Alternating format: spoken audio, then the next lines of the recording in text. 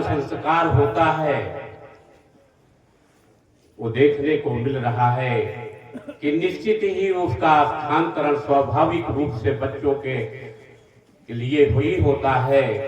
और हजारीलाल जी के जो पावन विचार थे, संस्कार थे, आज वो देखने को मिल रहा है। आज से कई साल पहले, लगभग 25 साल पहले यहाँ एक सत्संग हुआ था। उसके बाद ये दूसरा सत्संग है। महापुरुषों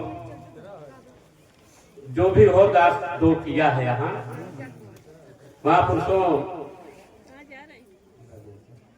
दास के जीवन में परम पूज्य हजारीलाल जी से दास बहुत प्रभावित था।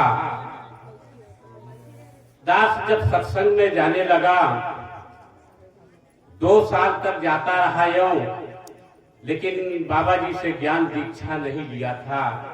सिर्फ विचार ये था कि हम पहले इसको पूरी तरह से इस मिशन के बारे में समझ लें और यहाँ के विचारों को समझ लें, इसके बाद फिर ज्ञान हम लेंगे। हजारीलाल जी ही एक ऐसे महापुरुष थे जिन्होंने दास को दोनों हाथ लगा करके सत्संग में बैठे थे, बीच से उठा करके ज्ञान दीक्षा बाबा शिवमंगल जी महाराज के द्वारा दे था, वहां उठा के बैठाए। यानी दास एक कीड़े मकोड़े की तरह गंदे कीड़े में कचड़े में रहता था, लेकिन आज उन्हीं की देन है, उन्होंने उठा करके आप सबके पावन चरणों में लगा दिया। महापुरुषों उनमें एक तेज था, वाणी में योज था और आवाज उनकी कड़क जरूर थी, लेकिन गंभीरतापन लिए हुए चेहरे पर मुस्कान रहती थी। महापुरुषों दास बहुत ही उनके प्रति मुरीद था, उनके प्रेम में आकर्षण था। अनायास ही दास की निगाहें उनकी खोजती थी।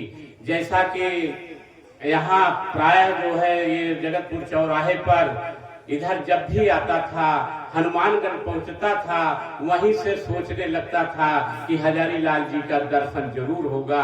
और जब मन में ऐसा भाव बना रहता था, निश्चित ही यहाँ जब आते थे तो उनका दर्शन होता था। उनके बीच जो है चर्चाएं होती थी, बड़ा तर्क वितर्क उससे दास को समझाते थे।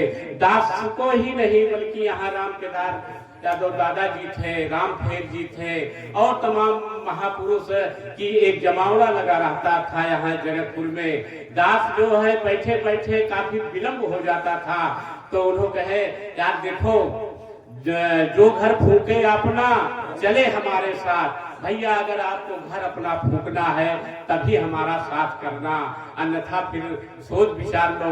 महापुरुषों अपने वाणी के माध्यम से कितने को उन्होंने समझा के जोड़ा और दास को बहुत ही मुरीद है। प्रायः सत्संग में जब विचारों में दास अक्सर कहा करता है कि हमारे जीवन को प्रभावित करने वाले 2 अहम शख्स का अहम रोल है। महापुरुषों उनमें बाबा शिवमंगल जी महाराज और बाबा हजारीलाल जी महाराज। आज इस जगह पर आने का भाई आशीष जी ने जब चर्चा किया, इन्होंने बिना कहे उस दिन हम इतना प्रसन्न प्रफुल्लित हुए कि निश्चित ही उस जगह पहुंचना है।